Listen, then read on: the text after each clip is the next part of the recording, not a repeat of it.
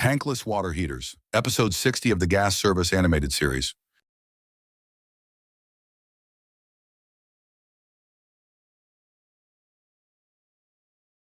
A tankless water heater is a 200,000 BTU appliance hanging where a 40,000 BTU tank used to sit. That one sentence is most of what goes wrong with them. Endless hot water is real, but the gas line, the vent, and the water all have to be rethought, not reused.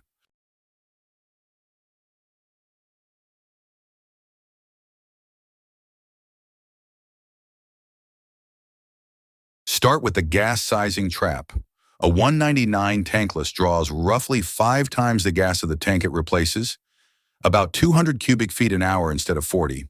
That's not a reconnect, that's a new load calculation. Rerun the longest length method for the whole system because the branch you just piped can be fine while the trunk upstream goes undersized. 3/4 pipe only carries that load on short runs. By 100 feet of longest length, you're in 1-inch territory on the standard tables.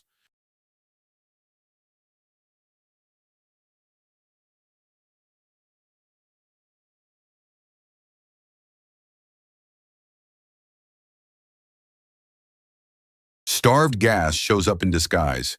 Ignition failure lockouts, flame loss at high fire, or the classic, it only fails when the furnace and dryer run at the same time.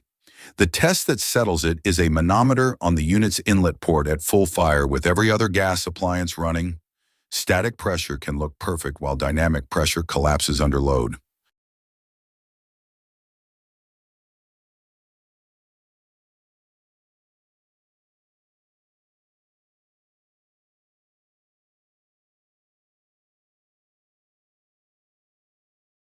Inside the Burner Modulates, a modern unit runs from around 13,000 BTU up to its full 199, about a 15-to-1 turndown, matching the fire to the flow and the temperature rise.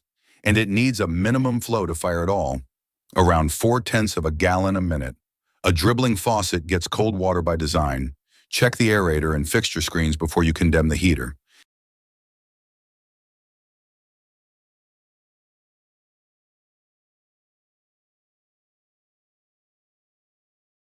Now the vent and the categories matter.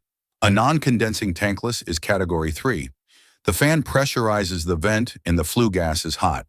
That means sealed, corrosion-resistant stainless special gas vent. Every joint gasketed because a leak is flue products in the living space. And it means never ever the old B vent or masonry chimney it used to share.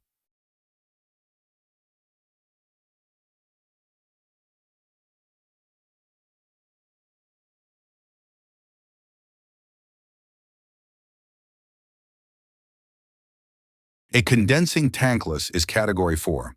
Still positive pressure, but the second heat exchanger pulls the flue so cool it condenses, which is why plastic vent is allowed, per the manual, sloped back to the unit. That condensate is acid, around pH 3 to 5, so it gets a corrosion-resistant drain, and where required, a neutralizer cartridge before the house plumbing.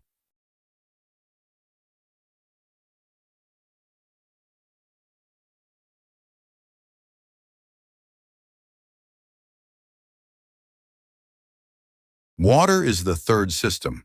Hard water bakes scale into the heat exchanger, and the cure is built in at install.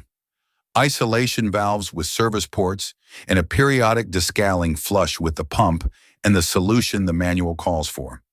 Skip it and the unit derates itself. Error codes, temperature swings, and a heat exchanger that dies young.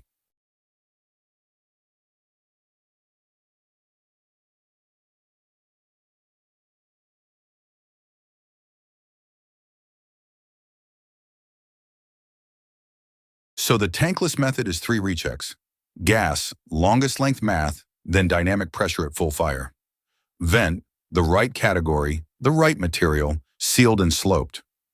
Water, minimum flow at the fixtures, and a descaling routine. The error code tells you which subsystem, the manual tells you the test. Same discipline as every appliance, just less forgiveness.